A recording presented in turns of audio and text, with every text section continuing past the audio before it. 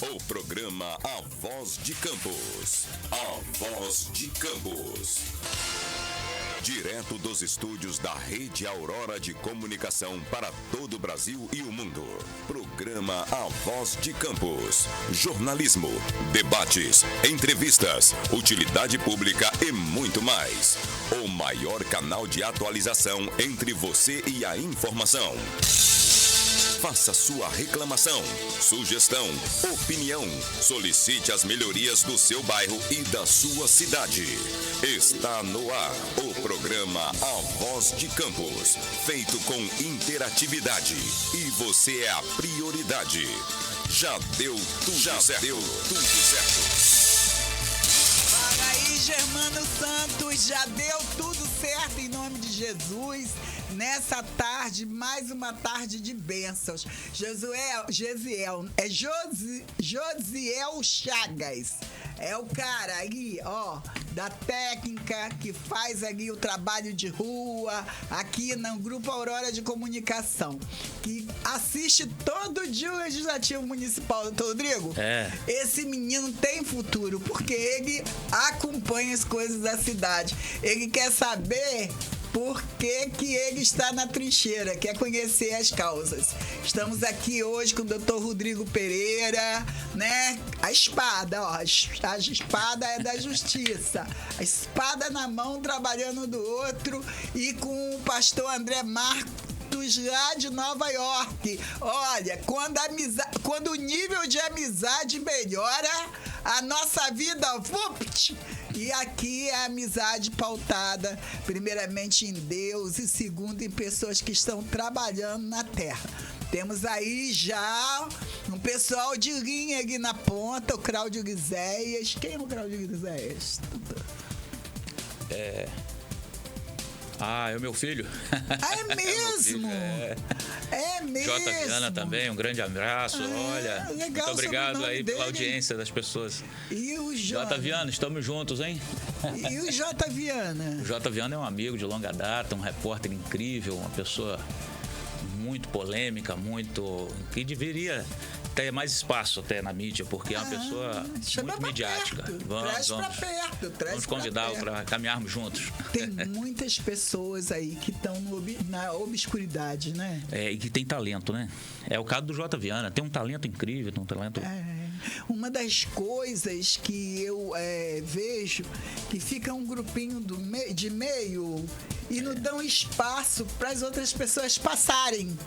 E muitos ficam até meio que aprisionados. Verdade. Impedidos. Tem coisas que acontecem na cidade que ninguém comenta, que não sai nos noticiários. Nós vamos falar sobre isso, né? Vamos falar sobre todas essas atualidades de hoje. Por isso a gente está trazendo atualidade. Quero cumprimentar meu amigo, pastor André Matos, lá de Nova York. Vamos lá, Josiel. Nós estamos pertinho já. Já estamos aqui, ó, ligado na terra. Paz, pastor, que Deus abençoe a sua vida em nome de Jesus. Estou feliz aqui porque o senhor foi para Nova York, mas não me esqueceu, não nos esqueceu, sempre ligado em oração. Amém. Shalom, amados, graça e paz, que Deus abençoe sua vida, sua casa, seus projetos. Obrigado, pastora, por mais uma oportunidade de estar aqui com vocês. É uma honra, sempre uma honra estar com a senhora, tá bom? Estamos aqui à disposição para servir o reino, servir as igrejas e os irmãos aí da maneira que for preciso, tá bom? Estou falando aqui direto de Nova York, mas como a senhora falou, nós não podemos esquecer as nossas origens. Nós não podemos esquecer das pessoas, não é? Que fazem parte da nossa história. E a senhora faz parte da minha história. Louvo a Deus pela sua vida. Muito obrigado. Como é que foi? Como é que tá aí? Me fala. Fala o tempo, como é que tá, as visitas, nada, tudo. Precisamos saber. Queremos saber de tudo. Opa, maravilha. Não vou esconder nada, pode ter certeza. Quero saudar também o doutor Rodrigo. Obrigado, amigo, pela oportunidade, por poder estar aqui com a gente também. Obrigado mais uma vez. Que Deus abençoe sua vida também, viu? Amém. E aqui tá friozinho, né? O inverno já está chegando. Tem feito aqui mais ou menos 10 graus, 9, 8. Essa madrugada fez 8, bateu 8 graus. Mas falaram que ainda tá bem longe do inverno, que aqui chega a fazer menos 20, menos 25. Eu falei, ufa, ainda bem que eu vou estar em casa em São Paulo quando chegar esse inverno, esse frio todo, viu? Mas a minha proposta foi vir para cá, né? Para cumprir alguns propósitos de Deus. Não vim aqui para trabalhar, não vim aqui para ganhar dinheiro. Então, eu estou aproveitando no máximo as oportunidades que Deus tem dado, né? Tenho me conectado com várias pessoas, com muitas instituições, com muitas igrejas, né? Muitos líderes, e isso tem sido muito proveitoso. Tem sido muito especial para mim, né? Como ser humano, como pastor, como uma pessoa que trabalha para o reino. Isso tem sido muito gratificante, né? Porque tudo isso soma no nosso ministério, no nosso chamado, né? O conhecimento, a experiência, isso é muito válido. E eu tenho tido aqui muitas experiências, né? Que eu nem imaginava, né? Já fui em vários cafés de pastores, me conectei já com muitas pessoas, e isso é muito gratificante, né? Pelo menos para mim, eu tenho, e na minha cabeça, pessoas são a matéria-prima do reino, né? E quanto mais perto de pessoas, mais me faz bem. Mas a experiência tem sido muito boa, né? Pelo chamado, pela experiência como indivíduo, também como pessoa, né? Estar em um lugar onde a cultura é diferente, onde a economia é diferente, onde... É um outro universo, né? Não tem nada a ver com o nosso, não tem nada a ver com São Paulo, com o Brasil, né? É uma terra muito próspera. Pelo fato de ser uma terra muito próspera, ela também atrai pessoas do mundo inteiro para cá.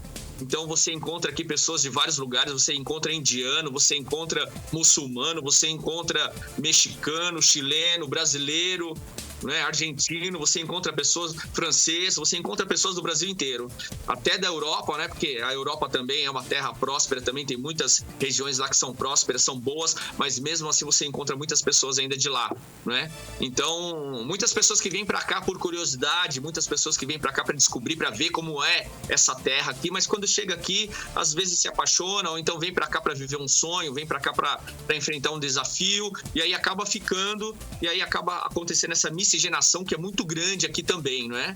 Muito grande. Pastor, em cima desta fala do senhor, eu tenho uma curiosidade. Agora, nesse período que nós estamos vivenciando a guerra entre Israel e o grupo Hamas, né, o grupo terrorista, como é que está o clima aí em Nova York, nos Estados Unidos como um todo, as notícias? O senhor tem acompanhado de perto tudo isso? Tenho acompanhado sim, doutor. Inclusive, a gente está bem antenado aqui com tudo que está acontecendo, né? A gente sempre fica ligado no jornal daqui, no jornal de fora, para a gente captar todas as informações, né? Inclusive, essa semana teve uma senhora aqui, líder, né, de uma sinagoga, que ela foi esfaqueada, né? Ela veio a falecer. Então, assim, está em alerta. As nações do mundo estão em alerta, né, com relação a esse movimento do Hamas, esse movimento dos terroristas, não é? E estão em alerta total aqui, todo mundo está muito atento a tudo. Tiveram aqui pessoas se manifestando a favor, né? Que é um absurdo, mas, enfim, existem todos os tipos de pessoas em todos os lugares, não só aqui, claro.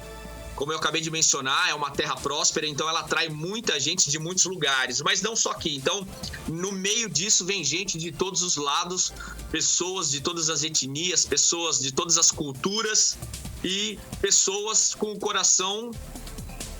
Mas, pastor, com diversos sentimentos, o senhor está, né, se referindo a pessoas que apoiam o grupo terrorista, é isso? Exatamente. Da mesma forma, doutor, que existe...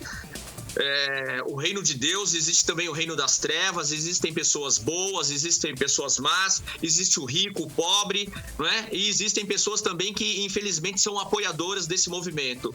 Eu confesso para os irmãos, né, e tenho no meu coração a certeza de que a vinda de Jesus, ela se aproxima. E pelo fato da vinda de Jesus se aproximar, os reinos começam a se manifestar de maneira mais intensa sobre a terra. Eu vou falar da minha terra, tá bom? Lá de São Paulo. Há 20 anos atrás, você ligava o telejornal e a notícia era: 5 homens assaltaram um carro forte, 5 homens assaltaram uma agência bancária. Hoje, a gente liga o telejornal, é o filho abusando sexualmente da mãe, tá? Já tivemos esse tipo de notícia lá. O filho abusando sexualmente da mãe, o pai matando o filho, filhos esquartejando pais, colocando no lixo, colocando na geladeira. Então, isso é o quê? É o reino das trevas se manifestando de maneira mais intensa. É verdade. Na terra. É verdade. Agora, o senhor tem notícias em relação a locais de segurança nacional, como aeroportos, né, locais internacionais, como o próprio Porto? Tem notícia de alguma alerta de atentado terrorista? Porque agora as coisas se intensificaram um tanto quanto mais, né?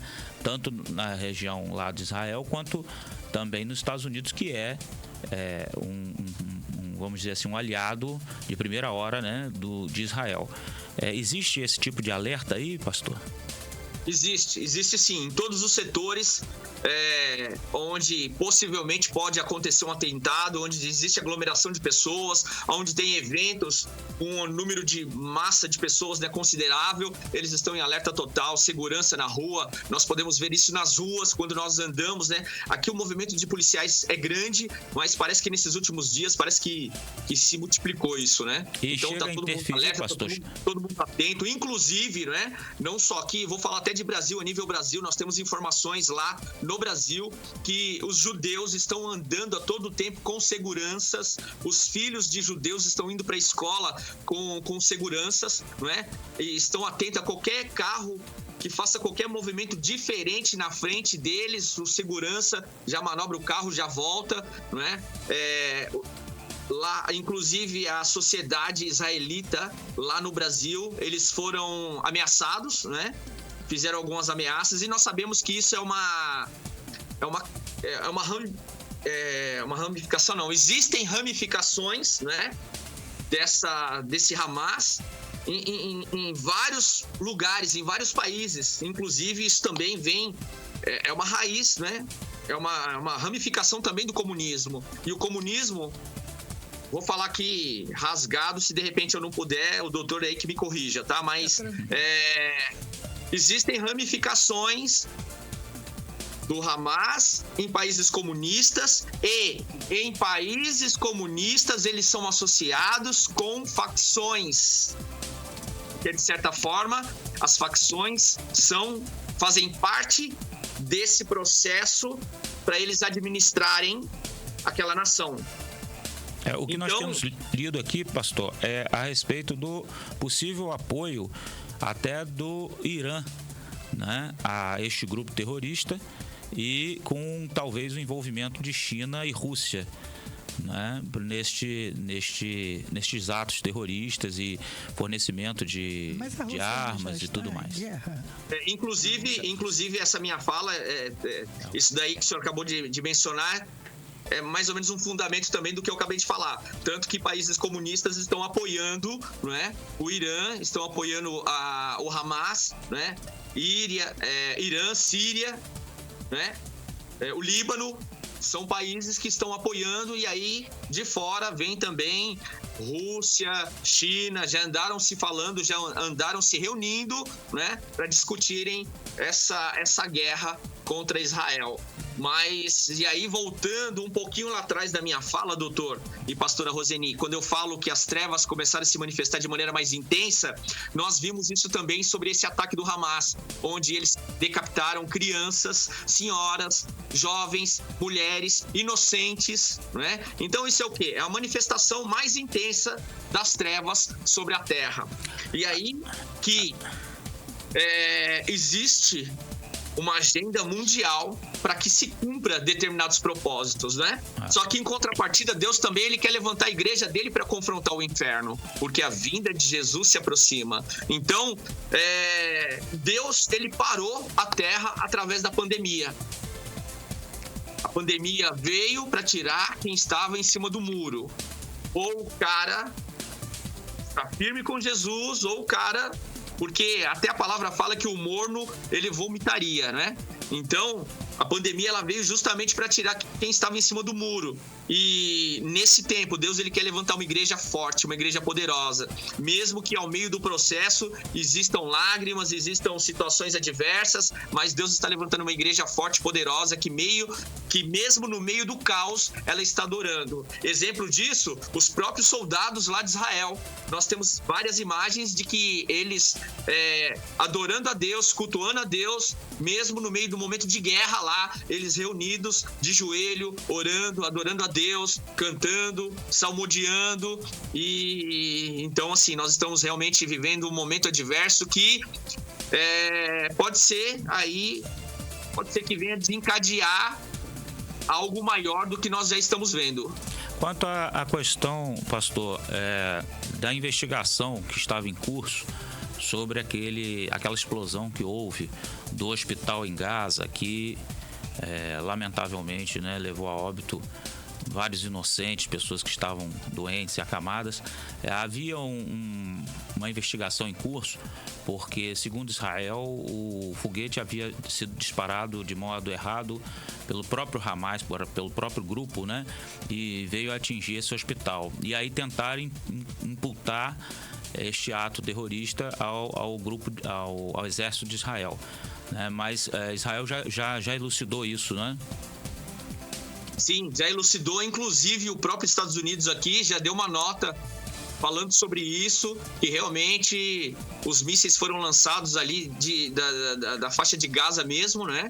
E aí, agora só não se sabe qual realmente foi a intenção de tudo isso. Eu particularmente, eu acredito que foi justamente para tentar incriminar Israel diante da justiça internacional, diante dos outros países, para colocar a culpa em Israel. Eu acredito nisso. Porque eles não têm escrúpulo nenhum, não tem misericórdia, não tem piedade nenhuma, eles são frios, calculistas e estão ali realmente para um tudo ou nada. Eles... É importante, pastor. Nos primeiros momentos dessa ação maligna, não é, que eles tiveram contra Israel, nós já podemos ver isso já de longe, né? O que fizeram com mulheres, com crianças, e nós temos aqui relatos, né, através das reportagens, várias famílias que...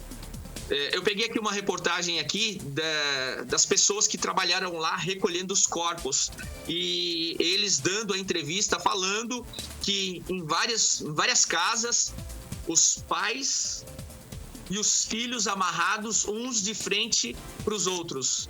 E aí torturavam os filhos e matavam os filhos na frente dos pais e vice-versa. Também fizeram isso com os pais na frente dos filhos. Então, é uma barbárie sem precedentes nenhum, que a gente fica estagnado de ver como a crueldade, a maldade do ser humano chegou a que ponto. Mas eu acredito também que nenhum ser humano, acho que em sã consciência, por mais que ele seja ruim, eu acho que não chega nesse ponto. Acho que existe uma manifestação... eu tenho certeza. Existe uma manifestação maligna sobre esse comando desse exército, porque é algo muito que gera muita comoção, muito terror, é algo muito maligno. Sem dúvida. Pastor, é importante que nós tenhamos muito claro e coloquemos isso aqui de público, né? Que nós estamos tratando em específico, tudo isso que o pastor diz, que eu digo enquanto grupo terrorista, nós estamos falando em específico do grupo Hamas. Nós não estamos nos referindo aos palestinos como um povo, né? Como uma cultura, né? O povo palestino, ele é chefiado pela autoridade islâmica que se encontra na Cisjordânia. Nós estamos falando de uma coisa específica, que é o grupo Hamas, que é um grupo extremamente violento, extremista, que visa causar o terror e visa o extermínio, né, do Ocidente, de todos nós enquanto sociedade, né? É isso que o pastor acabou de nos dar um quadro, um cenário, né, desse terrorismo que nós estamos tratando, que é a questão do Hamas, em específico o grupo Hamas. Jamais teremos qualquer tipo de preconceito para com os outros palestinos, né? Então, quando a gente fala aqui da Líbia, nós não estamos falando das pessoas que não tem nada a ver com isso, né? Que são pessoas também inocentes, trabalhadoras, né? O próprio o pessoal da Síria também, né? Existem palestinos que estão aqui conosco, né? No nosso país, e que são pessoas que conhecem a Deus e temem a Deus, e também estão nessa caminhada junto conosco, né? Pela evolução, pelo progresso da sociedade, e lutam também pelo Estado de democracia, pelo Estado republicano, não é? Então tem esta visão de mundo e justamente são contra esses tiranos, né? Essas pessoas que estão ocupando cargos, né? Às vezes importantes, né? Lá dentro desses países, mas discordam frontalmente dessa política, né? Que é uma política que extermina, uma política de terror que causa tantas barbaridades, né, como a gente tem visto nas duas guerras, tanto na guerra da Ucrânia, né, quanto na guerra agora de Israel. Os Estados Unidos, pastor, acabou de colocar uma resolução, né, para votação na ONU. O Brasil colocou a sua resolução e os Estados Unidos vetou. E agora os Estados Unidos colocou a sua resolução para votação. Como é que está aí as notícias quanto a esta resolução? Os Estados Unidos acreditam que irá realmente emplacar essa resolução? Certamente a Rússia, né, e a China devem vetar, não, pastor? É verdade. Na verdade, é um conflito de interesses que vai muito mais além da onde nós imaginamos, né? Vai muito mais além das fronteiras e, na verdade, é uma política de interesses e elas tomam dimensões que nós, como simplesmente pessoas que estão assistindo do lado de fora, né? Vai muito mais além do que nós imaginamos, do que nós temos até como conhecimento, como experiência, né? De política ou de algo parecido. Mas nós sabemos aí que a Rússia e a China, hoje no mundo, a Rússia um pouco menos, mas a China ela tem ganho muito espaço, tem avançado muito sobre a economia mundial, sobre a produção, né? sobre o polo econômico deles. É algo que tem crescido muito, avançado muito sobre a terra, né? Sobre as nações, né? Nós podemos ver isso até mesmo no Brasil, com relação de alguns anos para cá, né, o tanto que os chineses entraram em nosso país, adquirindo empresas, né, de certa forma impondo também, né, o ritmo econômico deles sobre as empresas, sobre negociações isso gera uma força muito grande para eles. Então, assim, nas nações, eles têm uma palavra muito forte, não é? E nós, realmente, nesse tempo, nós acreditamos que a China vai avançar muito mais ainda, né? Eles estão num tempo de ascensão, de crescimento, né? Então, nós acreditamos que a China, ela tem um poder de decisão muito grande no meio das nações e aliada à Rússia, claro, e nós sabemos também que a China, o núcleo do comunismo é a China. Na verdade, o centro de tudo está na China. E ali eles têm, em todo o mundo, assim, pelo menos no continente africano, né? Estive na África o ano passado, o ano retrasado, vi o quanto eles têm avançado lá, né? Com o comunismo, o quanto os chineses têm avançado lá em termos de economia, comprando, adquirindo, avançando, né, com relação ao comércio. Na Europa também nós temos aí visto aí que eles já dominam uma boa parte da Europa, né? Agora nas Américas também o quanto o comunismo está dominando. Então, assim, nós entendemos que dentro dos chefes das nações, a China, ela tem avançado muito no seu propósito. O senhor acredita, pastor, que estas guerras tenham favorecido a economia russa, a economia chinesa, enfim, a economia oriental, de uma forma geral? Digo isso porque eu tenho visto em alguns documentários, eu me interesso muito por documentários, que está sendo desenvolvido um planejamento né, pela China já há muitos e muitos anos, porque a China ela se planeja há 20 anos para frente. Então ela tem desenvolvido um planejamento da chamada nova Rota da Seda, né, que é justamente essa influência mundial, aumentar essa influência mundial. A China não perde um ponto, né, para fazer o crescimento. Construindo, inclusive, hospitais dentro da África, em países muito pobres, não é? Emprestando dinheiro aqui e acolá para poder, de certa forma, amarrar esses governos dos estados mundiais, né, à economia chinesa. E a gente sabe que, com isso, a economia chinesa tem se desenvolvido muito, né? Tem tido grandes avanços. Também, quanto à questão da guerra, eu gostaria de ouvir a sua opinião, pastor, a respeito se as guerras, tanto a guerra da Ucrânia, né? Porque eu me lembro de uma notícia em que logo assim que começou a guerra da Ucrânia, uma das coisas que os Estados Unidos fez, né, foi pedir que as empresas americanas se retirassem da Rússia, né, como um sinal claro de desaprovação, né, dos atos russos dentro da Ucrânia. E com isso saiu de lá os grandes conglomerados financeiros que lá estavam, dentre eles os cartões de crédito, né, o American Express, o Credit Card, enfim, os americanos, os cartões de crédito americanos. E imediatamente foi feito um acordo entre o governo russo e o governo chinês, e o governo chinês então forneceu vamos dizer assim, uma linha de financiamento, um cartão de crédito para a população russa não sentir esse impacto financeiro e econômico, né, devido a esse boicote, vamos chamar assim, das empresas americanas. Então foram rapidamente substituídos por empresas chinesas, né, aqueles espaços deixados pelas empresas americanas. Então isso evidentemente impulsionou a economia chinesa ainda mais. Por isso a minha pergunta ao senhor: essas guerras estão favorecendo financeiramente o grupo oriental, em especial a China?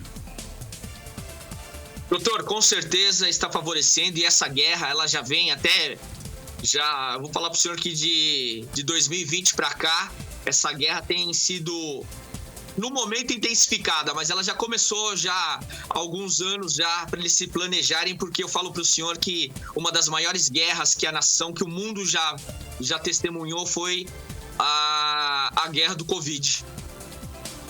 Na verdade, nós acreditamos que o Covid foi algo criado no laboratório, tá? E até mesmo antes dele ser lançado sobre as nações, a China, ela já estava negociando. Podemos ver isso no nosso Brasil, no nosso país. Governadores que compraram máscara, que compraram respirador, que compraram vacinas antes mesmo do Covid chegar. E quando o Covid chegou, eles já estava tudo negociado. Depois, o pós-Covid, depois dessa guerra toda de produtos, de compras, que nós vimos, inclusive no nosso país, essa guerra do Covid, ela também se desencadeou na política, né? Para tirar quem estava no comando e colocar outra pessoa. E já começou lá atrás essa guerra. E quando o pós-Covid, quando os países já não tinham, por exemplo, no ramo automotivo, as empresas não tinham chip para colocar nos carros. Em vários países, em vários lugares, não só nas Américas, na Europa, isso no mundo inteiro, vários países que exportavam seus produtos, que mandavam para fora, o mercado se fechou. O mercado se fechou e a China, com o poder de compra que ela tem hoje, ela foi nos países comprando muitas coisas a preço mais barato. E isso, de certa forma, fortalecendo a economia dela, a moeda dela. E, de certa forma, era um meio de entrar nas nações, nos países. Isso aconteceu no nosso Brasil. Pós-Covid, muitas empresas, porque não venderam, não produziram, ficaram muito tempo parado, muitas pessoas não aguentaram e quebraram. Só que nesse momento de quebra, a China foi lá e comprou muitas empresas. Eles compraram muitas empresas, fizeram muitos negócios. Sim. Então, se uma empresa valia, sei lá, exemplo, 10 milhões, compraram por 5, por 4, por 1. Sim. Então, isso é uma maneira deles entrarem no país, entrarem na economia do país e impor o ritmo deles. Podemos ver que lá no Brasil mesmo, eles compraram uma emissora de televisão, eles compraram um aplicativo de transportar passageiro, eles compraram bancos, compraram várias empresas. E depois que eles estão dentro do país, depois que as empresas, a comunidade deles, de certa forma, criaram uma força, um domínio sobre aquele território, sobre aquela nação, eles têm uma voz ativa, eles têm um poder de decisão, eles têm um poder de compra, de certa forma influenciando o governo local. Ou seja, quem não governa é governado, quem não domina é dominado. E de certa forma eles estão dominando a economia de vários países. É a maneira como eles entram em vários países. E aí, essa foi uma das... Eu vou falar de poucos anos pra cá, tá? Essa foi uma das primeiras, né, guerras que eles começaram. De certa forma, nesses últimos anos, a China ela enriqueceu muito. Ela dominou muito, ela comprou, adquiriu muitas coisas. Ela vendeu também muitos produtos, muitas vacinas. Voltando... E nós sabemos que os laboratórios no mundo são as empresas, é um ramo de atividade mais lucrativo que existe. São os laboratórios. Então, de certa forma, essa guerra, nos últimos anos, vou falar que já estavam há alguns anos planejando isso, começou no Covid, agora, depois disso, nós vimos Ucrânia e Rússia, e agora nós estamos vendo também, né, Israel e os demais países ali. Mas nós sabemos que o comunismo, ele tem as suas ramificações e eu costumo dizer que as facções são os seguranças do partido deles. Só esclarecendo, pastor, que as críticas que nós estamos aqui tecendo, né, eu acho importante colocar essa situação assim, que nós não estamos falando do povo chinês, da cultura chinesa, nós estamos falando da política e do governo. Estamos falando de sistemas de separar, política, exatamente, sistemas de economia. Separar essas duas coisas, não é? Então, assim, nós respeitamos... Doutor, desculpa até interromper a fala do senhor, me perdoe, mas em nenhum momento nós estamos falando sobre pessoas, em nenhum momento estamos falando de empresas, instituições, nós estamos falando, não é? Em sistemas econômicos, em sistemas políticos que estão influenciando a sociedade de certa forma. Em especial a crítica ideológica, né, pastor? A crítica ideológica a essa ideologia, né, do governo chinês. Até porque, pastor, só para eu complementar a minha fala, em momento algum a gente verifica, não é, que todo esse crescimento, todo este ganho, todo este dinheiro que a China consegue fazendo negócios pelo mundo, a gente não vê a reversão disso num benefício para a população chinesa. O que a gente tem de imagens, de pessoas falando e o que a gente vê, o que o mundo vê na China são pessoas muito sacrificadas que vivem num regime muito duro de trabalho, né? São pessoas muito trabalhadeiras, são capazes de fazerem sacrifícios por seus filhos, por suas gerações. Então, aqui eu gostaria de congratular, né, com o povo chinês, com o povo russo.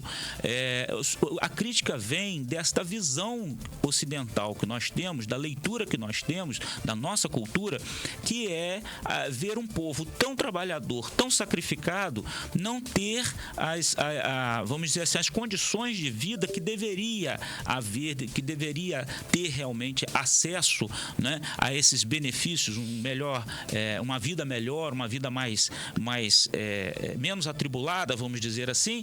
E o que a gente vê, na verdade, é o governo muito rico, né, o Partido Comunista muito rico, né, apoiado por pessoas, empresários riquíssimos, e, por outro lado, o povo massacrado, né? Então, assim, a gente não vê formas de ascensão, de mudança nos níveis, né, nos estratos sociais. Então, é isso aí, eu acho que é o principal fundamento da nossa crítica ideológica. Voltamos a dizer, nada contra o povo e nem contra a cultura chinesa, né? Nós temos que dividir aqui e separar essas duas coisas. Uma coisa é o nosso respeito, né, toda a nossa manifestação de consideração para com o povo chinês, com o povo russo. O que a gente critica é essa falta de transparência, não é, que acaba acontecendo, essa cortina, como a gente chama, né, que a gente não consegue ver o que acontece dentro da China, o que acontece dentro da Rússia, né? A gente sabe que muita gente é calada, não pode falar contra o governo, né? Então é um regime ditatorial, isso é público e notório, vamos dizer assim, não é preciso que a gente prove nada aqui quanto a isso. E o próprio povo chinês e o próprio povo russo, às vezes aqueles que conseguem fugir, sair, vir para o Brasil ou vir para um outro país, falam sobre isso, não é? Então por isso que eu digo que é público e notório. Então a gente critica justamente este regime autoritário, né, autocrático, que sacrifica o povo. Então, assim, eu tenho visto, né, aqui na minha cidade, por exemplo, em Campos, diversas famílias chinesas que lutam muito, pastor, lutam muito, dormem no chão, em colchonetes finos, passam às vezes necessidade, lutando para sobreviver aqui no nosso Brasil, né, no nosso país. Vieram, às vezes, né, fugidos, por assim dizer, né, de lá, para poder montar, preparar, né, ter uma oportunidade melhor numa república democrática. Então, essa eu acho importante a gente dividir, né, e dizer claramente da nossa crítica ideológica, né? Quando a gente critica o comunismo, é no sentido de que a gente vê que realmente o comunismo não funciona, né, que não existe possibilidade de se implantar o comunismo, né, porque o comunismo destrói a economia, destrói. E a gente vê uma economia pulsante como a China, a gente fica desconfiado de que alguma coisa está errada, não é? Porque se de um lado o povo não está tendo acesso, né, a essa divisão, vamos dizer assim, né, desses valores apurados, estão vivendo numa situação precária e estão querendo sair da China por algum motivo, é porque lá eles estão vendo do lado de cá uma coisa que lá não tem, que é a liberdade. Não é isso, pastor? Essa causa a causa dessa guerra, será que não é o início da batalha pela implementação da nova ordem mundial e da liderança por essa nova ordem? Porque quem está na trincheira, está morrendo, não sabe a causa. Né? Às vezes o soldado não tem nem ideia do que está até por as trás, pessoas, né, que estão militando, nós religiosos, nós temos a nossa visão, né, que está ao alto de todos os governos, né, já tem essa previsão. Mas aqui, vocês que estão aí mais experientes, que estão acompanhando, eu tenho acompanhado a CPI das pirâmides. Sim, Vamos falar um pouquinho aqui.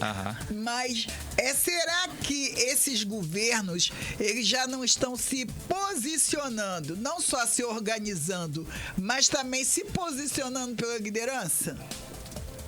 Dá para ver isso? Sim, pastora, eu entendo isso também, que na verdade a agenda mundial, ela já cuida justamente disso, dessa preparação para o anticristo, de um sistema maligno sobre a Terra, não é? Tudo isso aí que nós temos falado até agora, apenas endossando, né, a palavra do Dr. Rodrigo aí que ele estava falando, nós não estamos falando aqui em nenhum momento sobre pessoas, sobre indivíduos, né, de uma nação. Estamos falando sobre sistemas que estão dominando as nações, não é? E um assunto que precisa ser falado. Isso é importante ficar claro, mas nós temos visto que realmente o comunismo ele tem avançado em todos os continentes da Terra e eles estão avançando nesse propósito, né? E existe uma agenda, não é? Desse sistema, porque eles estão avançando, em contrapartida a igreja, não é?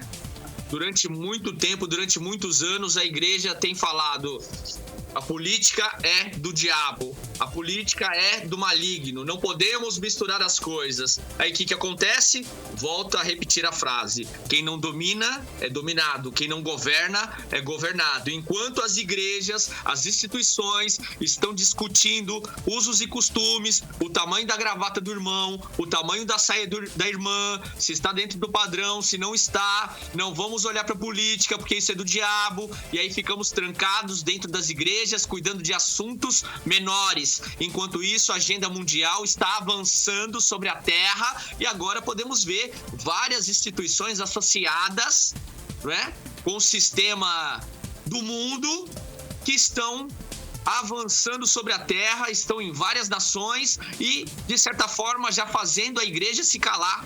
Por quê? Porque a igreja, durante muito tempo, tem falado: não vamos nos envolver nisso ou naquilo, porque é do diabo. Enquanto estamos trancados na igreja, aquilo que supostamente é para ser nosso, o diabo está governando, está administrando e agora usando essas instituições para fazer as igrejas se calarem e ficarem mais ainda trancadas, cada vez mais.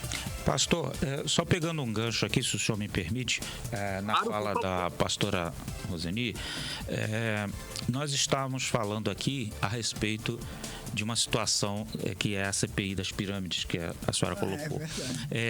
A gente tem visto aqui na nossa cidade uma série de notícias, não é, dando conta de informações, até mesmo daquela visita que houve aqui de 3 deputados, né, lá da Alerj, que foram no HGG, que é o Hospital Geral de Guarulhos, né, fazer lá uma verificação, uma fiscalização, não é? Tiveram competência para isso, não é?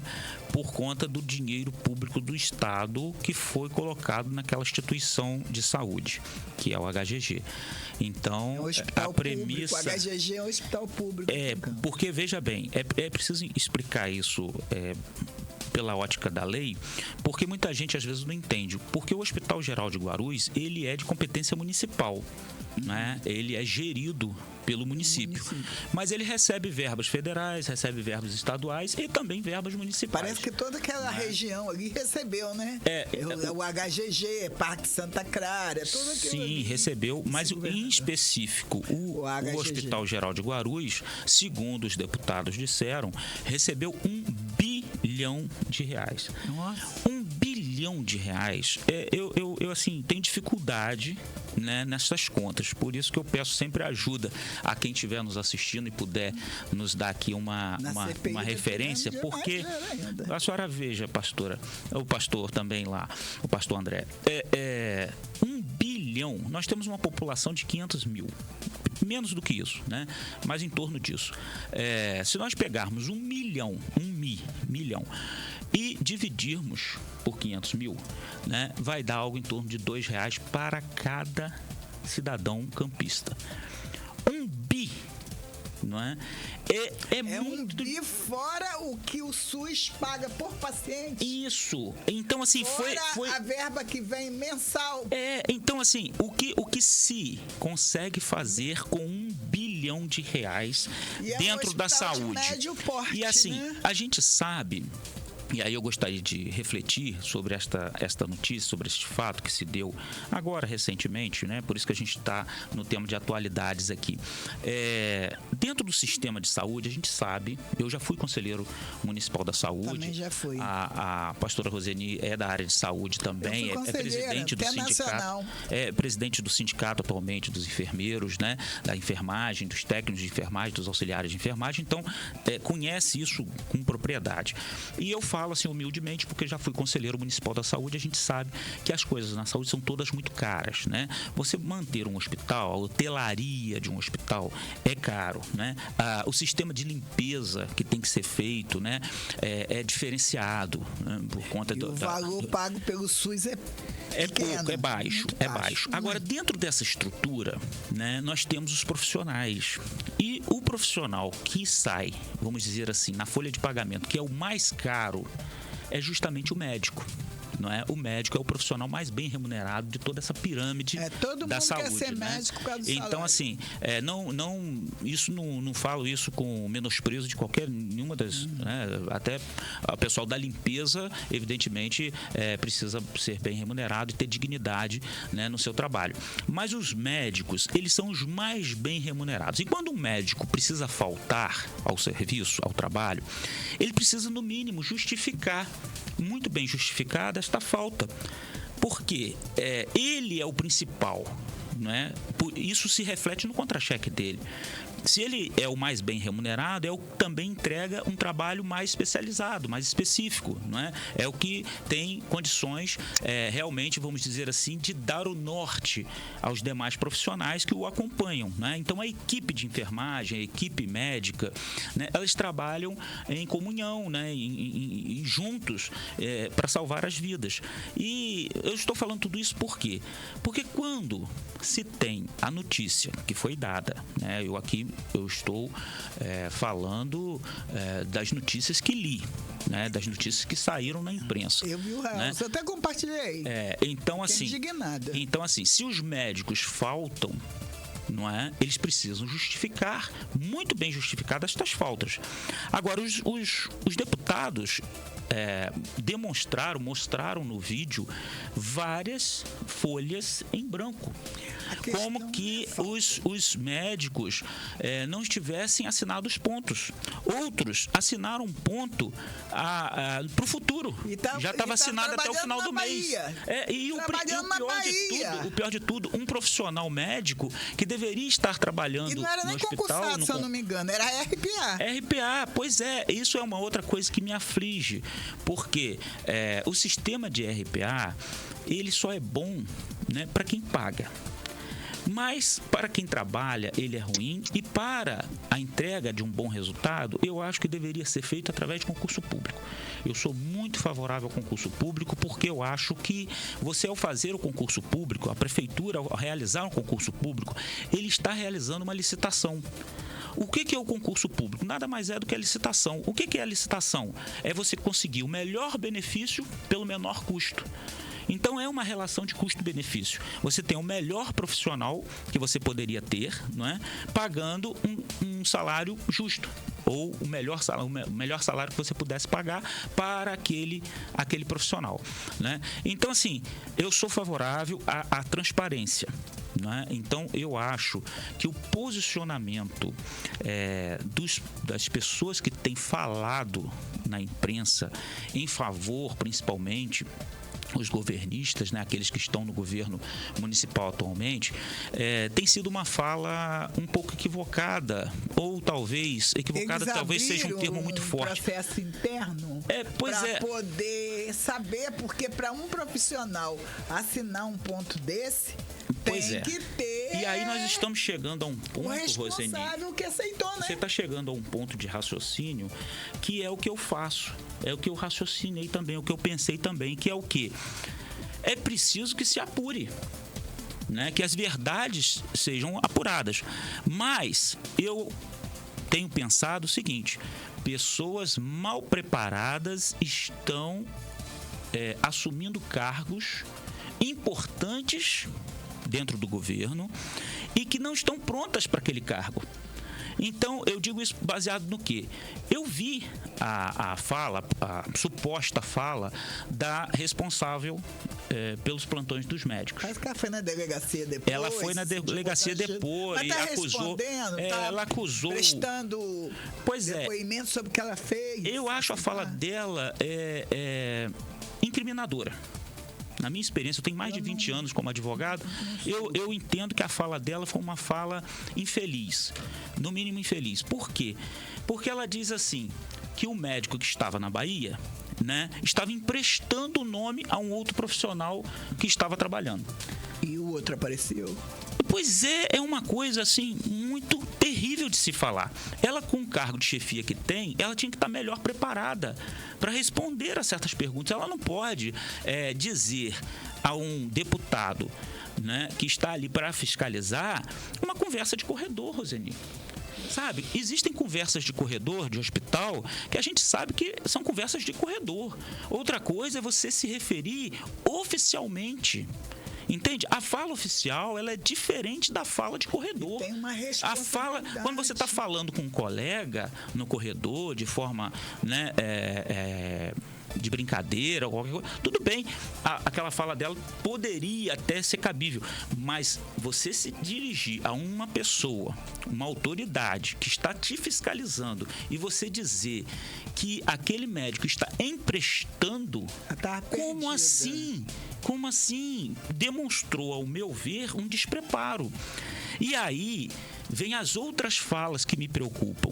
O vereador Álvaro de Oliveira, a quem eu tenho enorme respeito, eu aqui não estou de forma alguma com problemas pessoais com um ou com outro. Josiel também sabe, porque ele assiste todo dia, assistiu no dia, né? Nós estamos aqui fazendo uma crítica construtiva. Eu acho que o vereador, ele deveria se concentrar, né? Porque eu digo o Álvaro de Oliveira porque ele é líder do governo na Câmara Municipal, não é? Ele falou sobre o episódio, se referindo contra a fiscalização dos deputados. Eu acho que esse não tem que ser o foco. Eu acho que o foco principal devia ser o seguinte: as pessoas do governo deveriam se colocar do seguinte: olha, se houve algum problema, nós vamos apurar, nós vamos descobrir, nós vamos punir. Para começar, esta senhora está afastada do cargo. O diretor do hospital se referiu muito mal também.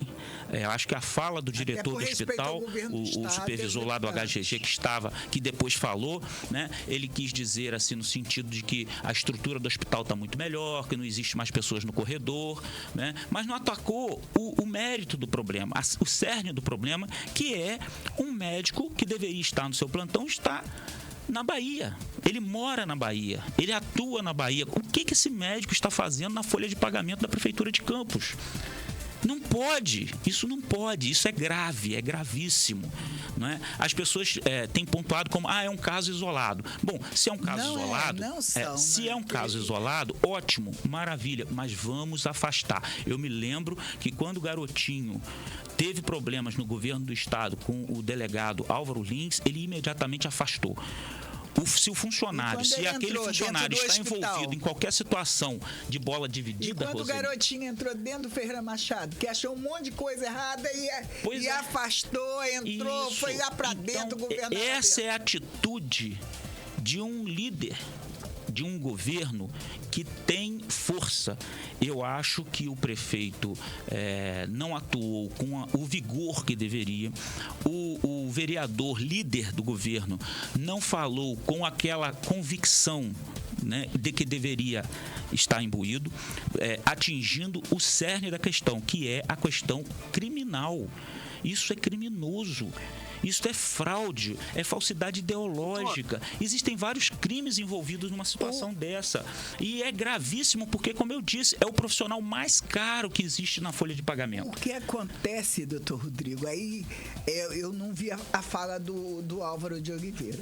Mas ele tem na família excelentes exemplos de médico, que eu sei que eu trabalhei junto. Sim, o irmão dele é um médico fantástico. Todos os plantões. Foi um secretário excelente, ajudou todo mundo que tinha que ajudar, porta aberta. Então, ele defendeu uma situação dessa, pode ter sido equívoco, não estou querendo julgar. Pois mas o que me deixa mais... Agora, que os médicos, alguns médicos, pintam e bordam. Então, mas se isso é uma verdade, é preciso que haja liderança, que haja força, vigor no trato disso. Então, sob pena de quê? Sob pena de respingar no próprio prefeito. É o pessoal de Guarulhos. Se o prefeito que depende pretende uma reeleição no ano que vem, não é?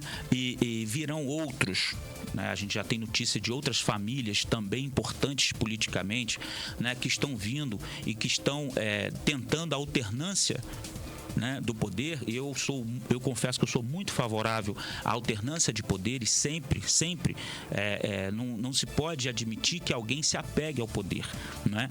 Então tem que se haver a democracia. Pois não, pastor. Desculpa até interromper a fala do senhor.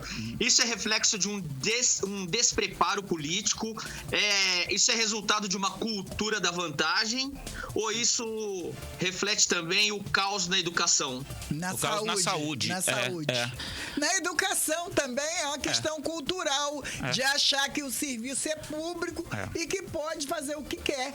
Eu tenho rapidinho aqui, eu tenho um exemplo assim. Eu falo, porque eles fazem o que querem. Eu fiquei esperando uma biópsia 2 anos, acho que já tem 2 anos e meio.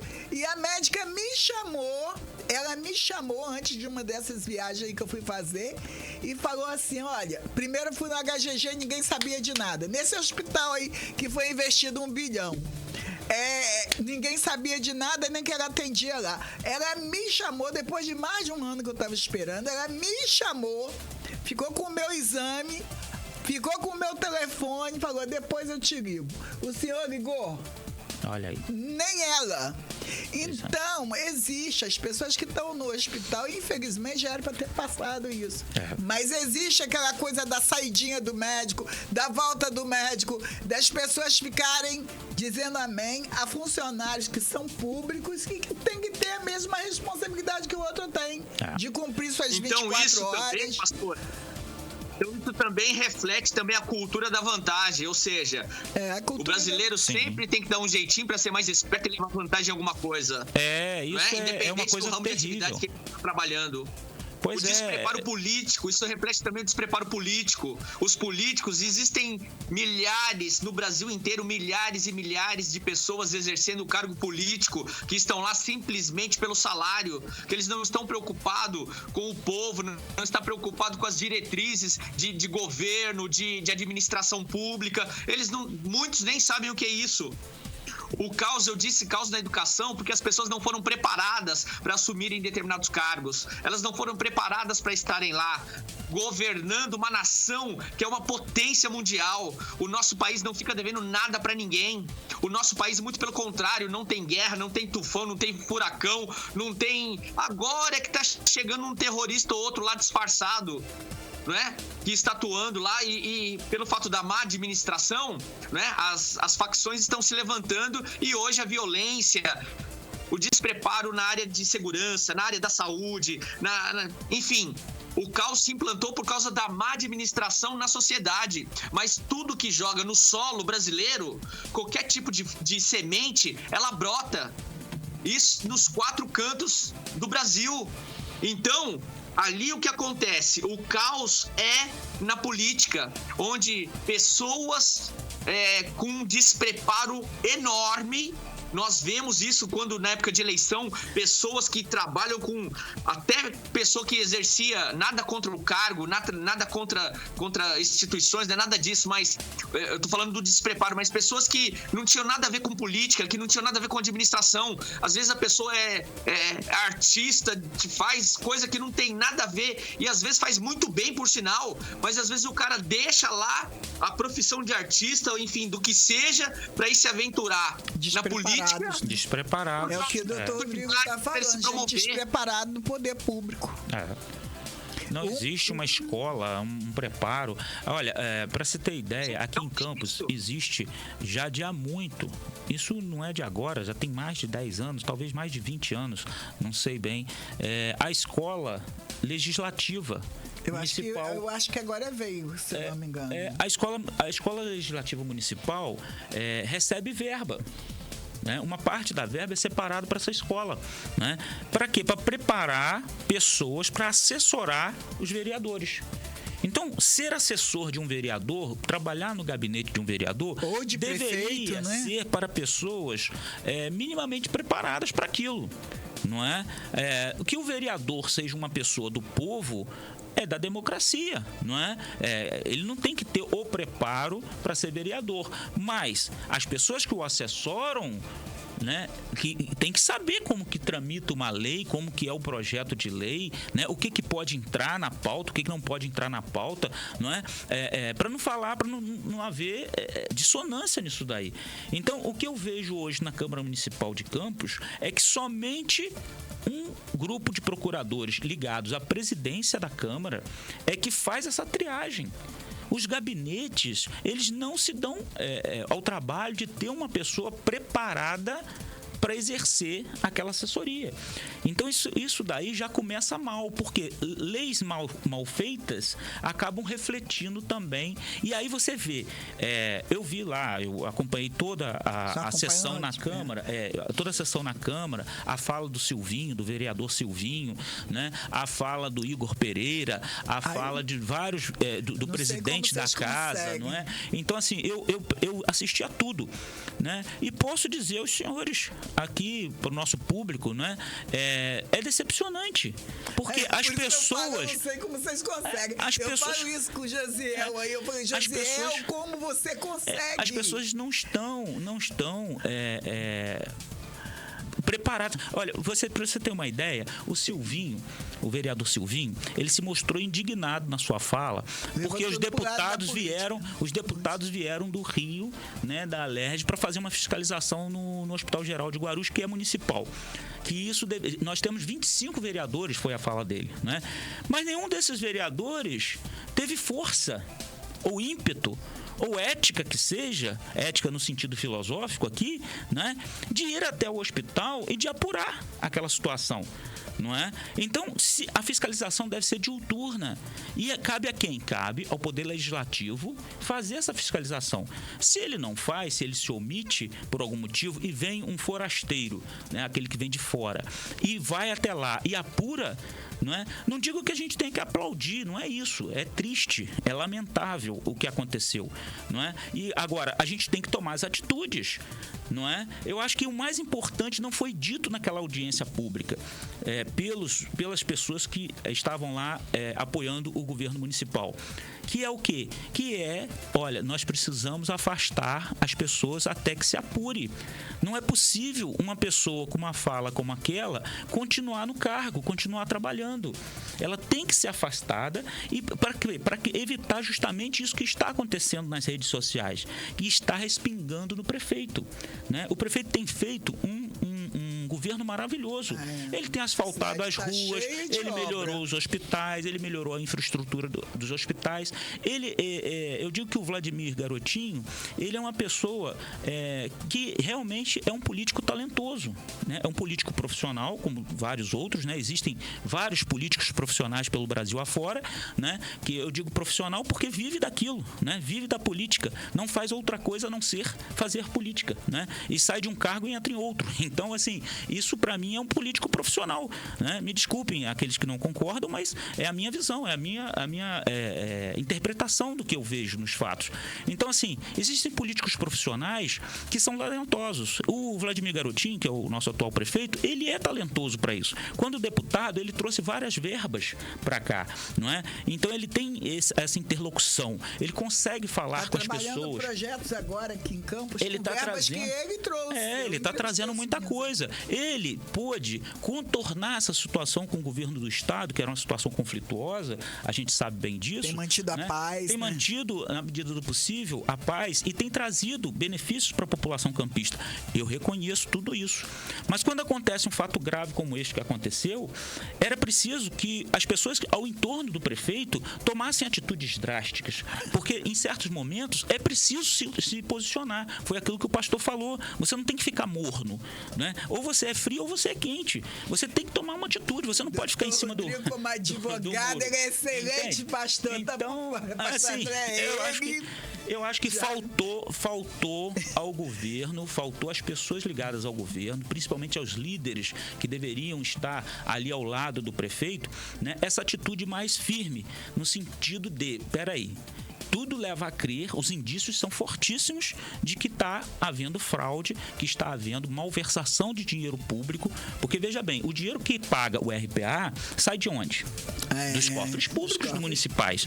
Então é o erário que está pagando. Se é o erário que está pagando, o Ministério Público tem que estar atento, não é? As instituições todas têm que estar atentas, e em especial a Câmara Municipal. Então, aí a minha voz de crítica ao grande colega, porque ele é meu um queridíssimo colega, colega, que é também advogado, que é trabalhador, né? É servidor da Justiça, que é o Álvaro de Oliveira, né?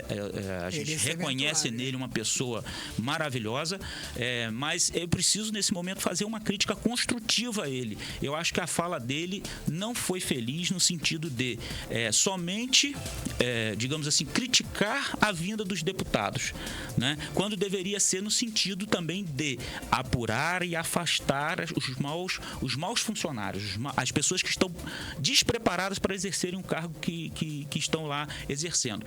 Então vamos tirar essas pessoas, vamos afastar essas pessoas, vamos suspender os pagamentos até que se apure. Eu acho que essa seria a condição mais correta. Né? Dar resposta as respostas, exatamente, as respostas rápidas. Respostas rápidas, não é? Então, volto a dizer, na história, o governador Garotinho, ele, quando havia qualquer tipo de resquício de possibilidade de coisas erradas, ele afastava essas pessoas. Então, é isso que a gente buscar. Pois é, eu acho que isso é que a gente quer ver, né? A gente que é cidadão campista, eu pelo menos gostaria de ver, isso. É uma defesa firme, no sentido de que não vamos tolerar coisas erradas, não é? A fala do Álvaro de Oliveira foi na situação de que a audiência pública em que atuou os 3 deputados foi uma desordem, né? Ironizando o tema da audiência pública, que era a desordem urbana, né? Porque os deputados vieram a Campos para falar de desordem urbana. Rica! Então, assim, veio para falar de desordem urbana, para falar da música alta, do barulho alto na Avenida Pilinca, né? Das situações caóticas do trânsito em Campos. Mas eles também tiveram no HGG e se depararam. Evidentemente que houve uma denúncia anônima. É claro, a gente, né, percebe claramente isso. E tem a fala gravíssima. Eu não sei se ela é médica, eu não sei o que não é? Acho que até que a gente poderia convidar ela, Roseni, para vir ao programa, para dar uma com a comunicação lá da para ver como que ela ia se defender dessas acusações, porque eu acho importante também a gente dar voz a essa senhora que é a coordenadora lá dos médicos, a responsável, chefe dos médicos. Acho que ela não é coordenadora dos médicos, não, porque eu vi uma fala de um médico, do diretor do hospital, não sei quem é, que tá. Não, deve existe ser alguma coisa burocrática, pois né? Ela foi quem atendeu aos deputados, né? E foi ela quem falou isso. E tem uma fala dela em áudio nos grupos dos médicos, chamando os médicos: olha, vocês venham logo assinar. Eu vi isso, a amiga mandou, que o pessoal do hospital manda pra mim, mandou mesmo. Venham logo assinar. Olha, teve gente que assinou, nós temos que refazer a folha de ponto. E deixa eu dar só uma olhada, só um momentinho aqui. Pois não. Tem umas pessoas que estão ligadas ali, sem falar do Christian Diniz, tá ali conosco ali, né? Christian Diniz vizinho, amigo e é da estética, design de estética em Campos. Ali Josiel 21 Chagas está aqui conosco, não perde a câmera, sabe de tudo que aconteceu, testemunha ocular da ordem ou desordem. Moura 5184 tá aí, a Irídia Ribeiro, o Saulo Maciel é daqui, não é? O Saulo Maciel. A Jocilene Almeida, Marcelo Mansur, ligadinho, sentindo falta do café lá em casa, Marcelo. Castelonge, a Sandra Costa tá aí, cabeleireira. A Sara Chagas, a Vanessa Peçanha, ligada ali, e o MDA Azeredo, ali com a gente também. Daniel Braga também é daqui, não é? Então, pessoal ligado aí na nossa programação, em qualquer lugar do mundo, nesse momento, Pastor André, tem alguém ligado na TV Aurora. São 198 canais. Vai pela Smart TV. Aproveitando essa audiência grande, eu queria deixar meu Instagram também, se as pessoas quiserem conhecer melhor meu trabalho, conhecer melhor do que eu estou fazendo, meus projetos. Anota aí então no Instagram lá, né? Como andrematos.sp, André Matos, Matos não ter só, andrematos.sp, SP de São Paulo. pode entrar lá, é um canal de comunicação, qualquer coisa que foi falado aqui, né? Qualquer dúvida, pode entrar em contato comigo, estou à disposição para servir os irmãos e o reino. Então, a fala do Dr. Rodrigo atraiu, sabe por quê? As pessoas, elas não estão... Você deixa anotadinho o Instagram, que o pastor André ele é um grande colaborador. As pessoas, elas, hoje em dia, não dá para esconder notícia. Dá para esconder notícia? Não tem como, gente. O WhatsApp, graças a Deus, foi quebrado o jugo da comunicação. Porque comunicação, saúde e educação, tem muitos julgos sobre isso. Porque diz respeito à nossa vida, a palavra que materializa. Olha o que o Senhor materializou aí. Um pensamento de muitos nesses 500 mil. E colocou o quê? Até uma certa inocência, né, do prefeito nesse sentido. E eu sempre falo que pessoas que estão no poder, infelizmente, elas às vezes se tornam mal cercadas. Porque as milícias malignas, elas querem usar essas pessoas. Espiritualmente, o pastor André sabe o que eu estou falando, o senhor também sabe, que às vezes a gente conversa. São mal cercadas. E o cargo já diz cargo de confiança. De confiança. Mas tem que ser de confiança do público também. Tem que olhar. A gente, às vezes, é muito maltratado por alguns cargos de confiança. Pessoas que cheio de soberbos. Essa moça eu não conheço, mas eu conheço algumas e alguns cheios de soberba que não vestem a camisa da população. E aí, quando um governo, como aconteceu que quando Rosinho, acho que foi Rosinha que perdeu o governo, não foi? Ficou vários desempregados e sem soberba. Aí depois alguns voltam, cercam essas pessoas, que são muitas vezes pessoas que foram escolhidas para estar aí para produzir, e criam aí essas situações. Porque tem que... Autoridade é autoridade. Eu tenho assistido a CPI das pirâmides e a gente sabe o poder que as pessoas, tanto os vereadores, quanto os prefeitos e os deputados e tudo mais, que eles têm sobre a terra. E eu quero deixar aqui né, o Álvaro, gente boa, a gente tem até conversado pouco de um tempo pra cá, mas o Fábio tem feito bastante obra na cidade. Fábio Ribeiro tem feito bastante obra. Como presidente da Câmara, ele está sendo um excelente secretário de obra. O senhor está assistindo aí a CPI? A CPI. Pastor André, viu o tiroteio em São Paulo? Soube do tiroteio na escola em São Paulo? Essa fiquei semana? Fiquei sabendo. Na verdade, eu não vi matéria, mas eu fiquei sabendo sim. Me falaram sim. Realmente, esse mês de outubro, né, tem até a ver também com o derramamento de sangue de crianças inocentes, tem muito a ver também com Halloween, né? E aqui nos Estados Unidos é uma cultura muito forte disso, mas o Halloween, a festa de Halloween, na verdade é uma mensagem subliminar, porque aqui na América é um lugar muito forte de satanismo, é um lugar muito forte de bruxaria, magia negra e magia branca. E assim mesmo, o Halloween que o lugar é evoluído. É só um convite para os inocentes entrarem nessa situação. Teve essa situação da escola e aqui no Rio teve um verdadeiro massacre também, né? Queimaram ônibus. Mataram motorista. Inclusive o governador Cláudio Castro se referiu a isso como ato terrorista, né? Apesar de a lei nacional não caber ali naquele contexto, né? Ato terrorista, né? Mas ele se referiu porque realmente parece coisa de terrorista. O ato terrorista, o ato em não si, de terrorista. Não pode ser enquadrado legalmente como terrorismo, mas foram atos terríveis, né? Se colocou fogo em ônibus, matou várias pessoas inocentes.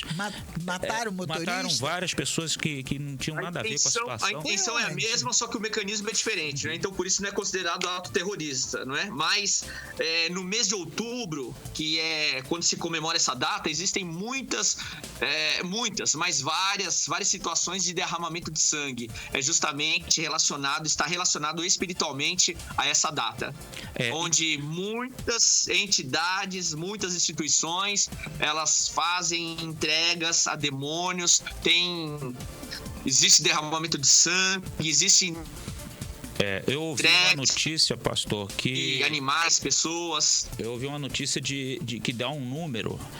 1.500 crianças morreram na faixa de Gaza. Né? 1.500 crianças. Então é um número realmente assustador, né? Se você parar para pensar, criança, que culpa tem, né? Não tem culpa nenhuma, né? Não tem raciocínio. É inocente ainda. morrendo ali, ó. A inocência. Tem né? que conhecer a causa. E aí dá um grande desânimo, pastor, na gente, né? Porque a gente acaba vendo o seguinte: para onde essa geração está indo? Não Jesus está voltando. As próximas gerações, o que herdarão, não é? Em termos de sociedade. Então, a gente fica muito... Eu tenho 2 filhos, né? E a pastora também tem filhos, o senhor também deve ter filhos. Então, assim, nós que somos pais, avós, né? Nós que vivenciamos, já vivemos um trecho, um pedaço da vida, né? A gente vê com olhos de desânimo, porque às vezes a gente fica assim inconformado Sim. de ver uma situação, uma notícia como essa. 1.500 crianças morreram nesta guerra, né? Até agora, quer dizer, a guerra mal começou, a guerra está com o quê? 20 dias? Acho que se tanto. Essa história, né? Da Rússia querer chegar perto, tá muito complicado e vai refletir, né, na terra inteira. Pois é. Porque isso tem um peso muito grande, espiritualmente falando, tem um peso muito grande, porque o sangue derramado, principalmente o sangue inocente, o sangue de uma criança, isso no mundo espiritual tem um peso muito grande. As trevas se alimentam de pecado e de sangue. Eu falei com o senhor ontem do sangue. Foi. Sangue de pessoas, de jovens que foram estuprados na terra. Eu não tenho essas coisas de, né? E aí... no mundo espiritual, não só o derramamento de sangue através da violência, mas também através do ato sexual. Provado cientificamente, na hora do orgasmo, minúsculas veias se rompem. Não é? Então, provado cientificamente, na hora do orgasmo também sai sangue. Então, o pecado com derramamento de sangue é tido como aliança de sangue, como pacto de sangue. Então, esses abusos sexuais que tiveram lá no meio da guerra, crianças sendo decapitadas. Suja gerações. Isso é um absurdo. Isso é um alimento muito grande, muito forte, muito poderoso para as trevas. As trevas, ela ganha uma força muito grande com esse tipo de derramamento de sangue. E o mês de outubro é o mês do Halloween, é o mês de oferendas, é o mês de entregas, de pessoas fazem sacrifícios a demônios, a entidades, para ter poder, para ter força, para ter influência. Né? Ainda tem quem faz. O derramamento de sangue é algo que tem um valor muito forte no mundo espiritual. É lamentável, realmente. Eu gostaria, só para complementar ainda nessa área da questão da saúde, falar o seguinte, que a saúde, ela é o maior orçamento municipal, estadual, federal, né? Em todas as esferas, em todos os níveis de governo, a saúde é sempre a mais onerosa. Não é? E eu já teci aqui alguns comentários a respeito disso.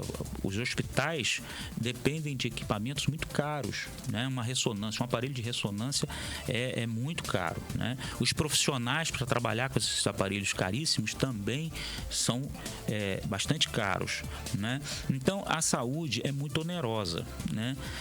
Precisa de uma infraestrutura e precisa de pessoas muito bem formadas, muito bem preparadas, né? Então, nessa esteira, eu gostaria aqui de falar a respeito do Piso Nacional da Enfermagem, que foi uma coisa maravilhosa, que veio como reconhecimento do esforço desses profissionais durante a época da pandemia, não é? Ali se gerou o embrião de um reconhecimento público, né, da categoria. porque foram muitos os que se sacrificaram em nome do amor ao próximo. Então, esta categoria, que é a categoria dos enfermeiros, técnicos de enfermagem, auxiliares de enfermagens, parteiras, né? E também os cuidadores, né? Os fisioterapeutas, todos aqueles que se dedicaram, né? De alguma forma ao outro, ao seu semelhante, né? Numa atitude de desprendimento, né? Até mesmo da própria vida, colocando a própria vida em risco.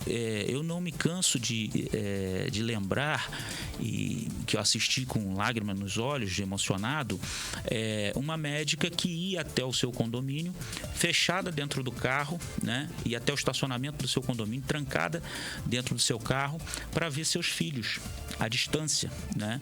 Via o seu marido e seus filhos à distância. Então, essa profissional da área de saúde depois voltava para o hospital para tratar as pessoas com Covid. Então, isso é muito triste, né? O esgotamento a que essa categoria ficou submetida, ao esgotamento físico, psicológico. E as pessoas, né? Que morreram, pessoas, né? Que tiveram nossos que dobrar. Colegas que morreram. Muitos heróis, verdadeiramente heróis. Material, né? Sim.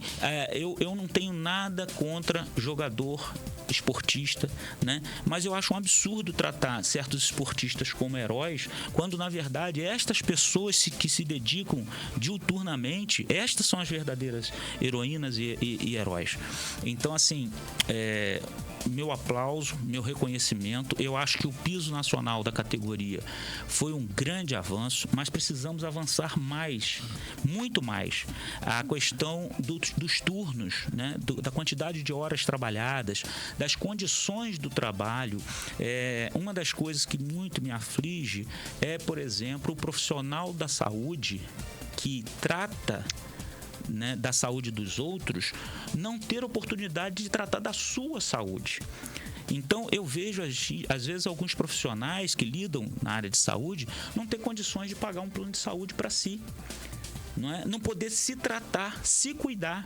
Então, são pessoas que estão levando problemas de saúde, né, e continuam tratando da saúde alheia.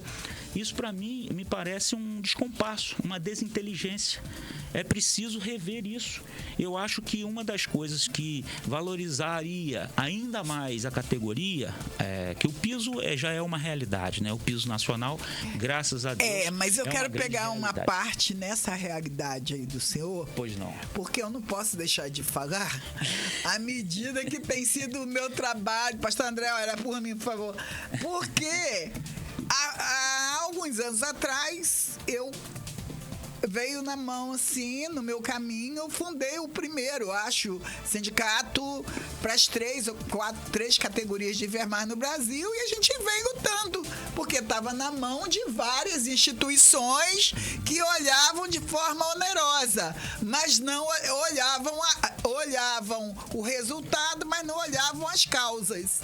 E agora, graças a Deus, todo o ciclo na presença do Senhor se fecha. Veio aí para nossa mão a responsabilidade de estar mediando o recebimento desse pessoal, porque o que parece solução começa a ser várias linhas de problemáticas. Exemplo, algumas empresas pagaram, as públicas e as filantrópicas. Ficaram questionamentos. As públicas falam que o RPA recebeu no valor X e os estatutários não receberam o valor X, porque eles já faziam 30 horas, estão recebendo como 30 horas. Olha só os questionamentos. Isso vai dar ensejo a muito processo. Isso vem tudo pra mim, pastor André. Todos os dias. Ora por mim em nome de Jesus. Aí, outras clínicas, mas todo ciclo tem um final. E depois de toda aquela luta que nós tivemos de anos de justiça de A de B, nós conseguimos efetivar que a enfermagem tivesse sua representação. Então, Deus não manda a gente na terra à toa, né? Nossa missão está sendo cumprida, finaliza aí, se Deus quiser, agora nesse tempo, porque acabou isso, vou cumprir meu trabalho missionário na terra. Aí, o que acontece? A Proclínica, por exemplo, a ProRim, me parece que tem um percentual, esse percentual de trabalho para o SUS, a ProRim parece que é 60%. Ela não recebeu o repasse dela. Ela teria que, porque o governo federal enviou para os municípios, para os municípios enviar, fazer uns pagamentos, passar para os hospitais. Então, o pessoal da ProRim, os donos da ProRim não receberam, não puderam repassar para o pessoal. Mas a gente, enquanto trabalhador, a gente não justifica isso. Porque o que a gente quer?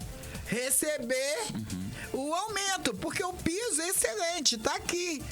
Para quem recebia quase nada, né? Então, principalmente para o pessoal da área particular, tá aqui, olha. O enfermeiro passa para 4.700. R$4.750. O enfermeiro da ProRim, que eu vou pegar como base a ProRim, aumenta 1.700. Aí, não tem só isso, não. Eu acho que o aumento veio a partir de maio. Tem coisa que eu ainda não alinhei. Tem o atrasado de todos esses meses. Sim. Né? A prefeitura me parece que já pagou os atrasados, mas os profissionais estão reclamando, porque veio junto com o PCCS, e eles estão reclamando demais, principalmente os estatutários. Né? A gente tem que pedir, fazer um pedido de notícias. De né? informações. O que foi, o que não foi, para poder esclarecer. Porque também tem a questão do período de turnos, né? Da quantidade de horas. Ó, como Deus traz tudo na mão, pastor André. Quem tem que ver isso somos nós, que estávamos rebentados, estourados, perseguidos, pisados, sabe? E aí a gente desamassou toda para poder estar fazendo essa representação. Aí o enfermeiro passou a ganhar 4.750. Até no público, no Ministério do Trabalho, no Ministério da Saúde, eu creio até que eles ganham mais um pouco, mas saíram perdendo alguma coisa. Os técnicos passaram para 3.325. Pro RPA foi maravilhoso. Eu nem acreditava. Porque o enfermeiro do RPA, eu acho que eu não ganhava nem 2.000. Então agora recebeu com todas as honras. Recebeu com todas as honras que eles merecem, dado por Deus. Aí veio os auxiliares, 2.375. O técnico na área pública, coitadinho, eu acho que eles ganhavam 1.400. 1.400 e pouco. E recebiam atrasados. A beneficência, pagava atrasado. Outros. Resultado. Foi uma grande conquista. A área privada, que é compostos de, vamos dizer, patrões que têm um certo poder, né? Eles têm um poder corporativo muito grande, né? Sim. Eles não podem pagar. Eles não podem pagar e nós estamos com a batata quente na mão, porque eles ainda nos mandaram uma proposta, do ano passado, aquele aumento. Sim. Uma proposta que eu não tenho nem coragem de apresentar para o pessoal, porque é do ano passado. A gente está preparando todas as assembleias, as pessoas ficam perdidas. Eu esse dia falei aberto, são pessoas que estão na guerra e não conhecem a causa. Aí morrem na trincheira frustrados. Porque a gente fica no genérico, não vai ali na posição. Ainda tem os casos presidente, da questão das home care também, que precisam... Os home cares é uma questão que nós precisamos sentar até com o MP para fazer um acordo de... Uma convenção coletiva. Para fazer um TAC, um termo de ajuste de conduta. Eu não gosto muito, às vezes, de ficar falando, né? Mas o doutor Rodrigo puxou o assunto e as pessoas querem que eu fale. E eu fico, porque eu acho melhor a gente trabalhar do que ficar, né? Os home care, eles fazem o que querem. Eu não sei se aquilo é cooperativa, eu não sei se não é, porque cooperativa existe uma lei toda específica. Aí nunca podem nada.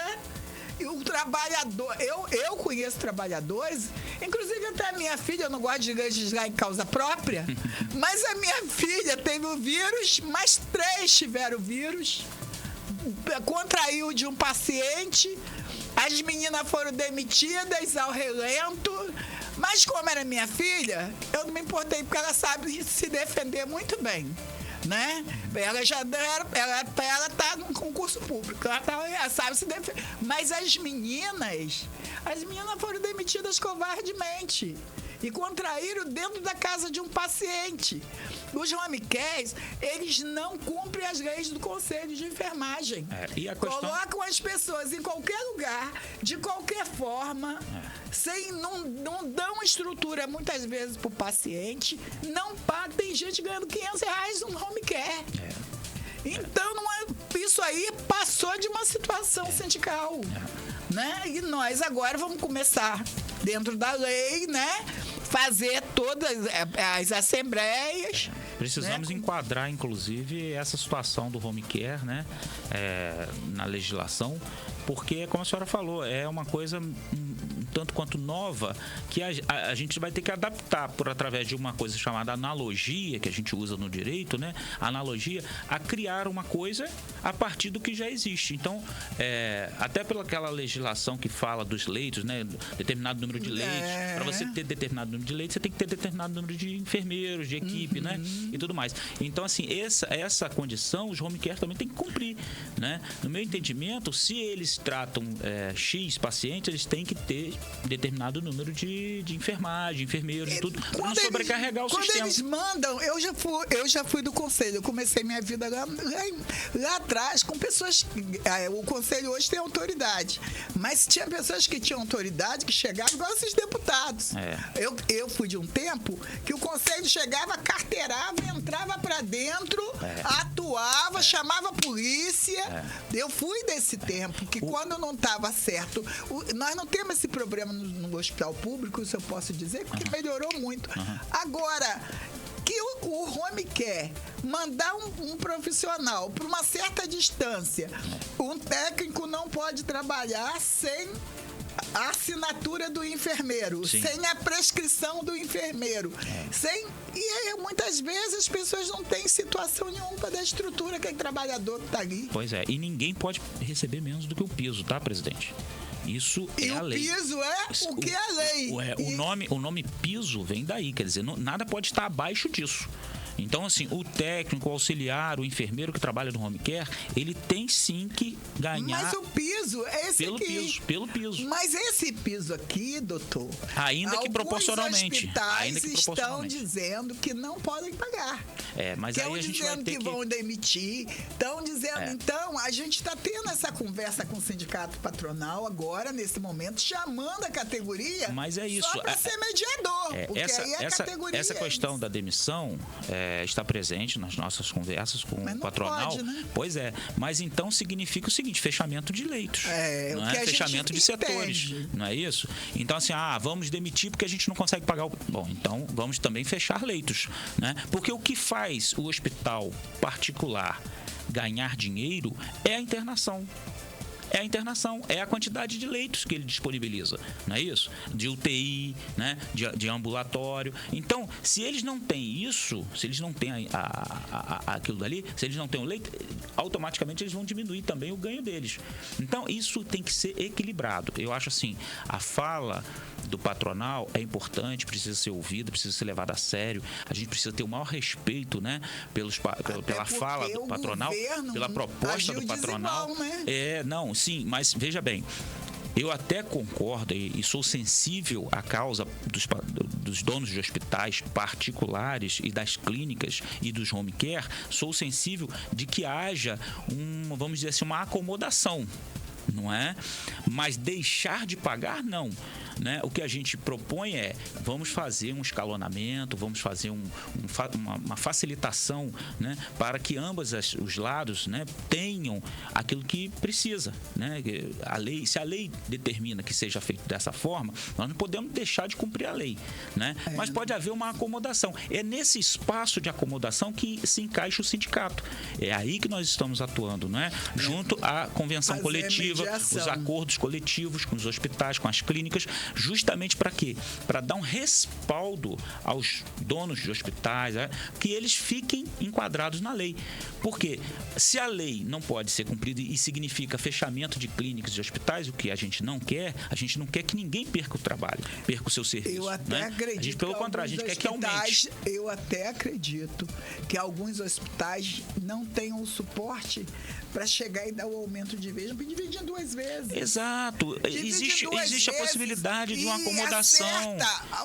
Para trás, né? Vamos fazer um colchão de amortecimento, não é? Para que isso não seja um impacto tão forte. Vamos diminuir a questão do impacto. Eu concordo com tudo isso, mas é preciso que haja um planejamento, um cronograma, não é? Uma planilha de pagamento, uma previsão, né? E que isso seja cumprido, né?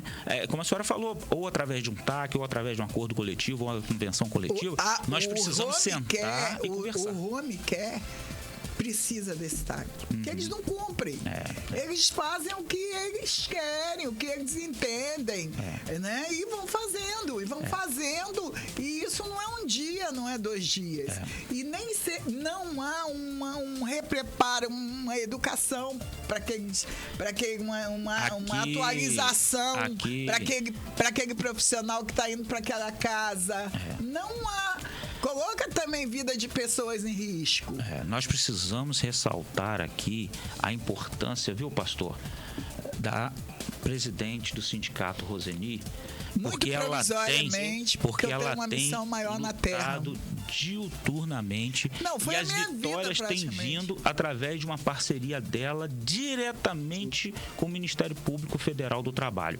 Ela tem ligado para as procuradoras, para os procuradores do Ministério Público, tem tido contato diretamente, quase que diariamente, não é isso, presidente? Eu tenho e tem feito esse estreitamento. Para quê? Para buscar as soluções, né? Então, nós temos uma presidente de sindicato aqui que está não só ao lado da lei, mas está amparada por aquela entidade que talvez seja a de maior crédito, que é o Ministério Público Federal, né? Que já se prontificou, inclusive, de ir na nossa Assembleia. Vai estar presente as procuradoras do Ministério Público e vão estar presentes nas nossas assembleias, né? Vão participar das nossas assembleias, dando aí a credibilidade, dando a força, né? E isso é vitória de Roseni. Roseni buscou o Ministério Público do Trabalho, buscou a entidade, buscou se aproximar dessa entidade, que é muito importante. Então, assim, nós não estamos sozinhos. Nós somos um coletivo e estamos com o Ministério Público do Trabalho ao nosso lado para fazermos tudo de forma muito transparente. Não é verdade, presidente? Uma das coisas que ela sempre diz é a transparência. Nós estamos buscando, por exemplo, um lugar para a gente né, se colocar e uma sala, né, e Deus há de amparar e colocar essa sala para a gente poder trabalhar, fazer o nosso trabalho, mostrar o nosso trabalho. A gente está reorganizando tudo dá muito trabalho. As pessoas não têm noção do quanto de trabalho a gente tem feito. Eu vejo a Roseni, às vezes 2 horas da manhã, a gente está conversando no WhatsApp sobre coisas do sindicato, entendeu? Então, tem assim, isso também, é muito trabalho, e a gente acorda cedo. Tem coisas que a gente não conversa. Então, assim, tem coisas que as pessoas do outro lado sequer imaginam, não é? Que a gente tenha todo esse trabalho. Então, para o pastor André hoje estar em Nova York, né? Para ele estar em Nova York hoje, houve um trabalho. E as pessoas às vezes não sabem. Também. Muita gente não sabe achar, olha, o pastor está em Nova York, está em Manhattan. Ele é um trabalhador está passeando em Manhattan, né, pastor? Mas não é assim. Ele foi para lá para se preparar, para levar a palavra, para uma missão. Então, assim, são coisas que as pessoas não têm nem ideia do quanto de trabalho que dá. Não é? É verdade. Elas não vê, né, o tanto de investimento nós aplicamos na nossa atividade para ser gerado um crescimento, né? Para ser gerado um desenvolvimento, né?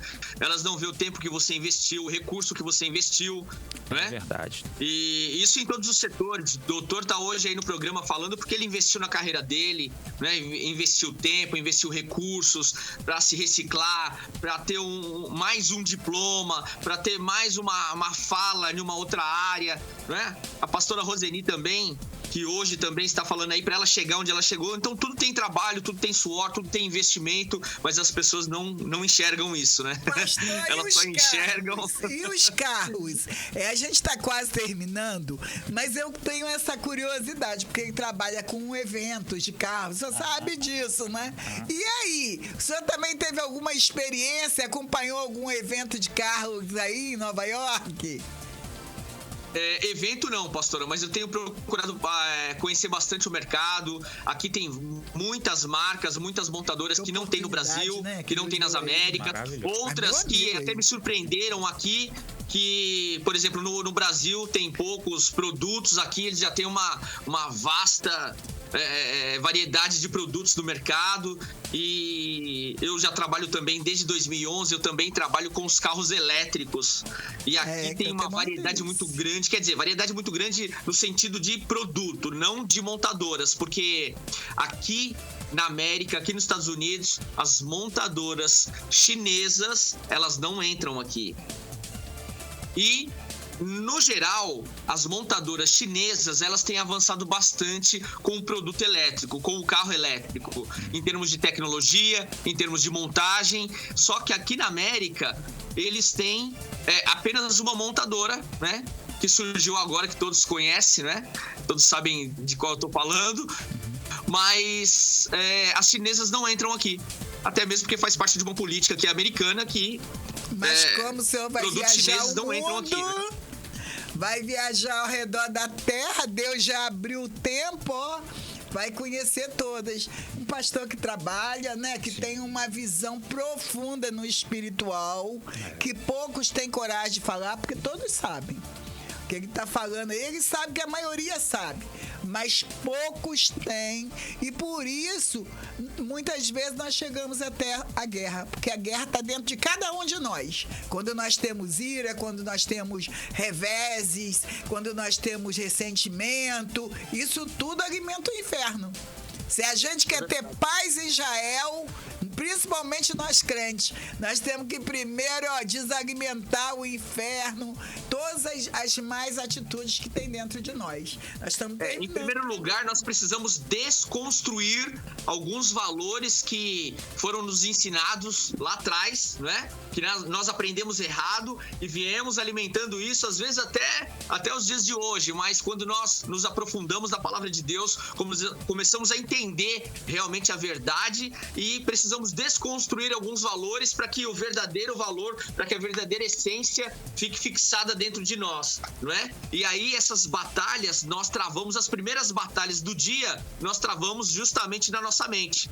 Quando nós acordamos e às vezes a mente, a alma quer gritar e quer falar: não, você não pode, isso não é para você, você não vai conseguir, você não tem quem te indique, você não tem quem abra a porta, você não tem nome, você não tem condição, você não tem isso, você não tem aquilo. E aí quando você começa a reconstruir esses valores, você começa a entender que com Deus você é maioria absoluta. Você e Deus é vitória garantida, a vitória é certa. Mas claro, tem um processo, né? Como nós estávamos falando aqui há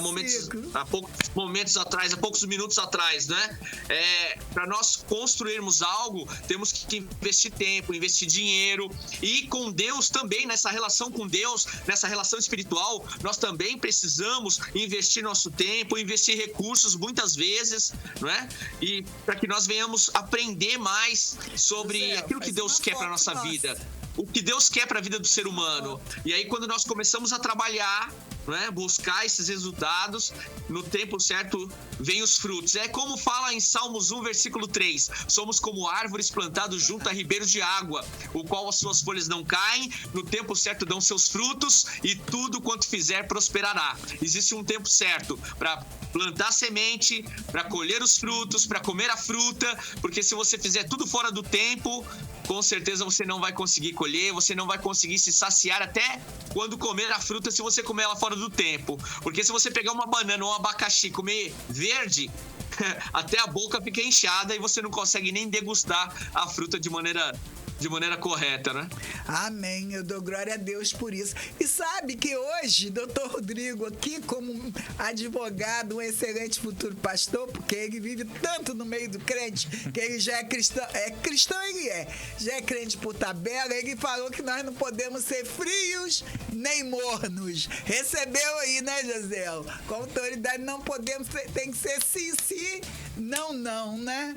Então não dá mais pro povo ficar na superfície, não, ó. Tem que emergir com muita fé. Doutor Rodrigo, muito obrigado por sua presença muito aqui. obrigado pela oportunidade. É um grande amigo, parceiro, né? Sim, pode sempre contar comigo, né? Estaremos juntos em várias caminhadas, em várias frentes, né? São várias frentes. Pastor, mais uma vez, pastor André, um prazer e uma honra ter aqui dividido essa tribuna aqui com o senhor.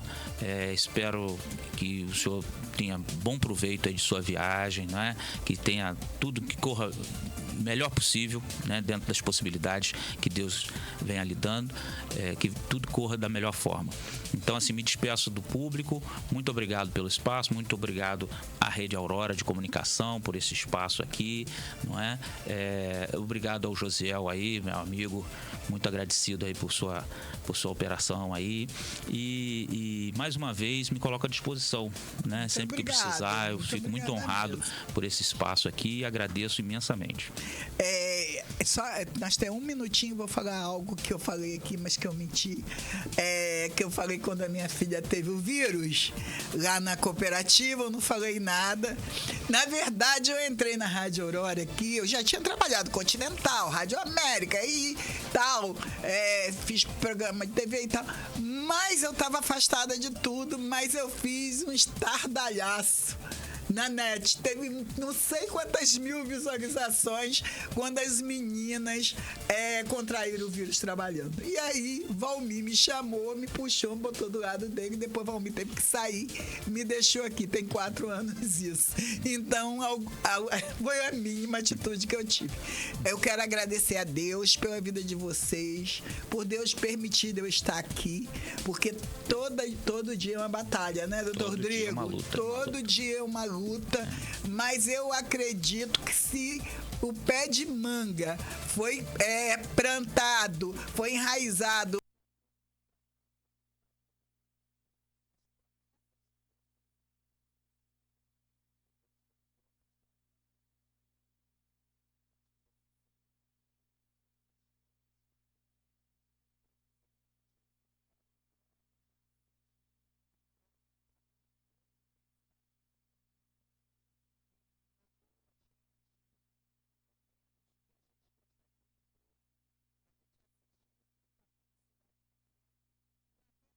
pelo Rio de Janeiro, que aconteceu, nos lugares que eu passo, tenho certeza. Quero aqui agradecer aqui, ó, Luciana Vivório, pastor André Matos, Edivar, a Tami Souza, o Átila Barbosa, me manda mensagem todo dia, o Átila lá de Campo Limpo. Tamo junto, Átila. Então, que Deus venha abençoar a todos, que Átila Barbosa me acompanha desde a época da Continental. Né? Então, que Deus venha abençoar a todos e que nós continuemos juntos, anos e anos, e que essa guerra acabe logo, porque se Deus quer, Ele faz assim, ó. Ele que tem a chave de todas as coisas. E acaba com tudo isso, e Ele vai acabar em nome de Jesus, porque a promessa é o rio da vida. A promessa para a geração vidoura é o rio da vida. Tudo isso, Pastora, tudo mal também, passará. Viu? Obrigado pela oportunidade, pelo convite. Doutor Rodrigo, uma honra dividir a tribuna contigo. Obrigado também, tá bom? Um grande abraço a todos aí os operadores da mesa, a Rádio Aurora. Pastora, um grande abraço para a senhora, para o doutor e a todos os ouvintes aí. Um grande abraço, Deus abençoe e sigo daqui em oração por todos. Obrigado. Obrigado, nós estamos aí. Estamos aqui, estamos aí ligados. Até Amém. Semana que vem, Josiel. Deus vai fazer coisas novas.